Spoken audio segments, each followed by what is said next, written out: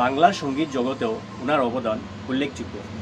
18 November 1972 সালে মেঘালয়ের তুরায় জন্মগ্রহণ করেন একজন প্রখ্যাত ভারতীয় কণ্ঠশিল্পী, সুরকার এবং অভিনেতা, যিনি প্রধানত অসমীয়া, বাংলা এবং হিন্দি সঙ্গীত জগতে ওনার কাজের জন্য বিখ্যাত ছিলেন। তিনি 1992 সাল থেকে 2025 সাল পর্যন্ত সক্রিয় ছিলেন এবং 40টিরও বেশি ভাষায় 38,000-এরও বেশি গান রেকর্ড করেছিলেন।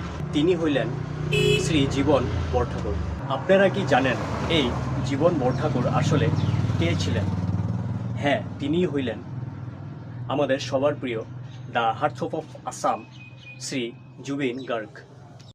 উনার পিতা মোহিনী মোহন বরঠাকুর ছিলেন একজন অবসরপ্রাপ্ত ম্যাজিস্ট্রেট। পাশাপাশি তিনি ছিলেন একজন স্বনামধন্য গীতকার, কবি এবং লেখক, যিনি কপিল বরঠাকুর ছদ্মনামে লিখতেন। উনার মাতা ইলি বরঠাকুর ছিলেন একজন অভিনেত্রী, নৃত্যশিল্পী এবং গায়িকা।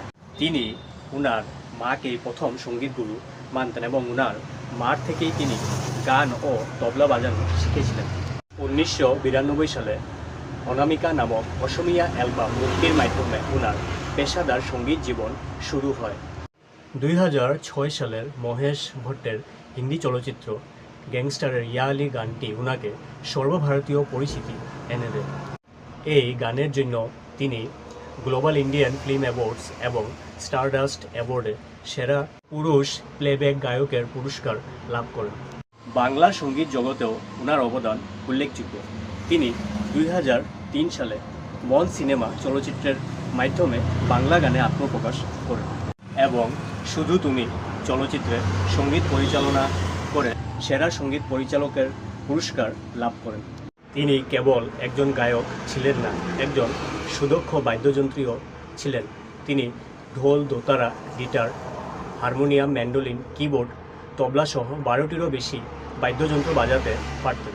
এছাড়াও তিনি চলচ্চিত্র প্রযোজক, পরিচালক, অভিনেতা এবং সমাজসেবী হিসেবেও কাজ করেছেন।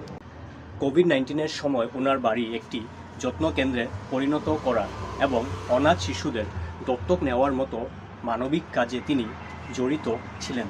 2025 সালের 19 সেপ্টেম্বর সিঙ্গাপুরে স্কুবা ডাইভিং দুর্ঘটনার শিকার হন তিনি এবং সেখানেই ওনার মৃত্যু হয়।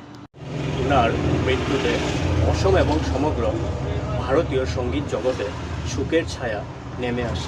এটি একটি দুর্ঘটনা ছিল না, যেহেতু ওনার মৃত্যুর সঙ্গে জড়িত বহুত কয়েকজনকে পুলিশ গ্রেপ্তার করেছে। আর এটাই বলবো লাস্টে,